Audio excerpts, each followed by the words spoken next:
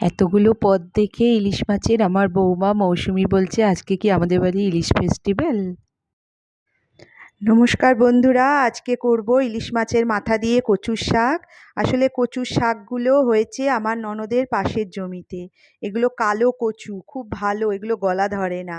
ওই তুলে কেটে কুটে আমাকে গুছিয়ে দিয়ে গেছে। আমি এটা রান্নার দায়িত্বটা আর কি আমার।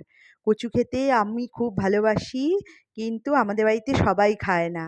এটা একটু নুন দিয়ে সেদ্ধ করতে বসিয়ে দিলাম। এই দেখো ধোঁয়া উঠতেও শুরু করেছে, খুব উঁচু হয়ে গেছে। এবারে এ তো কমতে কমতে কয়টুখানি হবে কে জানে। একটা চাপা দিয়ে বসিয়ে রেখে দিলাম। সেদ্ধ হওয়ার পর জল ঝরতে ঝরতে এইটুখানি হয়ে গেছে। বলে রেখেছি যে একটা ইলিশ মাছ নিয়ে আসতে, ইলিশ মাছের মাথা দিয়ে কচুটা করব।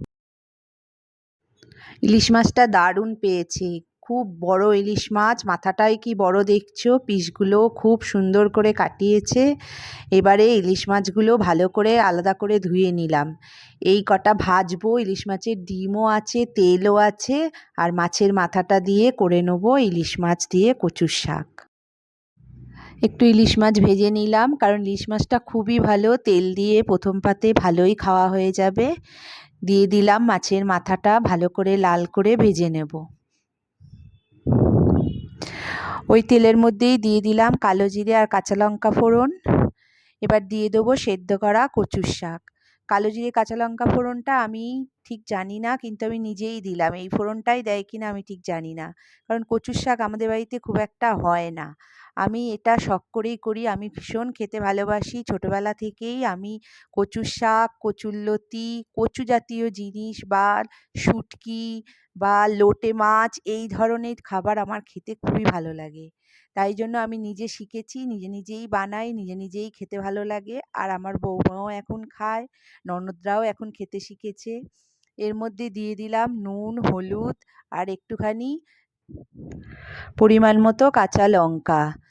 এবারে মাছের মাথাগুলো ভালো করে নাড়াচাড়া করে বেশ খানিকক্ষণ ঢাকা দিয়ে রেখে দেবো। আর মাথাগুলোকে আমি একটুখানি নিচের দিক করে রেখেছি যাতে ভালো করে সেদ্ধ হয়। আর ইলিশ মাছগুলো আমি আনলে ভাপাই করি, আমাদের বাড়িতে ভাপা খেতেই ভালোবাসে। ভালো করে মেখে সর্ষে, পোস্ত, কাঁচা লঙ্কা দিয়ে মেখে একদম বসিয়ে দিলাম মাইক্রো ওভেনে। এটা হতে থাক। এদিকে কচুর শাকটা অনেকটাই শুকিয়ে এসছে আরও। এর মধ্যে দিয়ে দিলাম কিছুটা তেল, ডিম যেগুলো ভেজে রেখেছিলাম, তাহলে খেতে আরও টেস্ট হবে। এটা আস্তে আস্তে কষতে থাকি। এবারে কচু শাকটা তৈরি হয়ে গেছে, একদম চারিদিক দিয়ে তেল ছাড়তে শুরু করে গেছে আর শুকিয়েও গেছে। আজকে আমাদের দুপুরের মেনু রেডি, ইলিশ মাছের তেল ভাজা, ভাপা আর ইলিশ মাছের মাথা দিয়ে কচুর শাক। তোমাদের কেমন লাগলো অবশ্যই জানিও। আজকের খাবার খুব লোভনীয় হয়েছে।